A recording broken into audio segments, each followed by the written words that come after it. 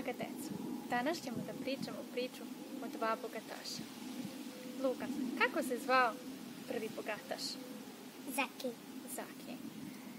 Zaki je bio bogataš koji je živeo u gradu Jerohinu. Tamo je prolazio Isus i Zakej je silno želeo da ga vidi. Otišao je do jedne smokve, popeo se jer je bio niskog rasta i čekao je da prođe tudan. Kada je Isus došao ispod te smokve, podigao je pogled. Šta je rekao Luka? Isus, kada je došao ispod smokve? Siđi brzo. Zakeju, siđi brzo, danas ću da budem gost u tvome domu. A svi okolo koji su to čuli rekli su, zar u njegovom domu, pa on je grešnik.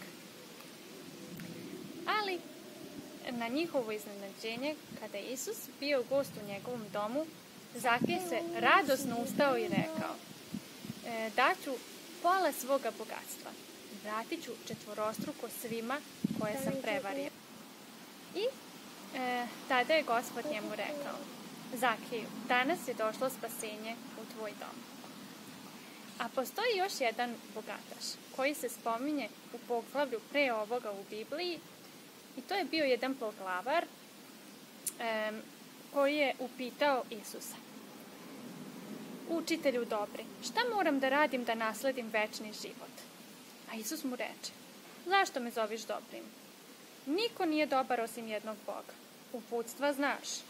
Ne učini preljubu, ne počini zločin ubistva, ne ukradi, ne svedoči lažno, poštuj oca i svoju majku.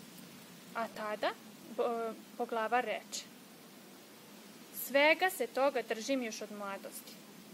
A kad je Isus to čuo, rekao mu je, još ti jedno nedostaje. Prodaj sve što imaš i novac razdeli siromašnjima, pa ćeš imati blago na nebesima, a onda dođi i kreni za mnom. A kada je to čuo poglavar, duboko se ražalostio, jer je bio veoma bogat.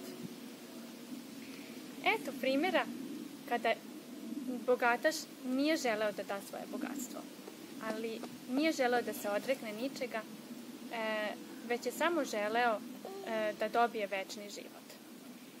A Isus ga je pogledao i rekao je, kako je teško bogatašu ući u carstvo Božije. Lakše je kamili proći kroz iglene uši. A svi koji su to čuli, upitali su onda Isusa. Zbunili su se. I učenici su se zbunili. Mama, šta su iglene uši? Iglene uši? Pa to je jako dobro pitanje, Luka. Iglene uši su, deco, ona rupica na igli sa kojom mi šijemo i sada tu na toj igli ima ona mala rupica kroz koju mi provučemo konac.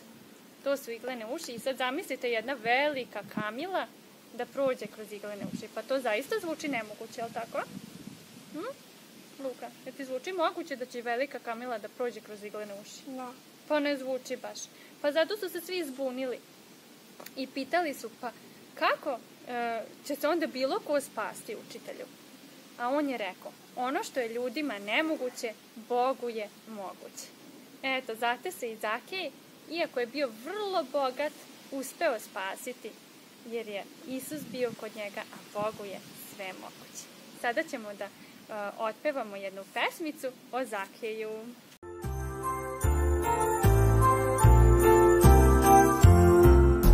Zakej bio car i to svako dete zna.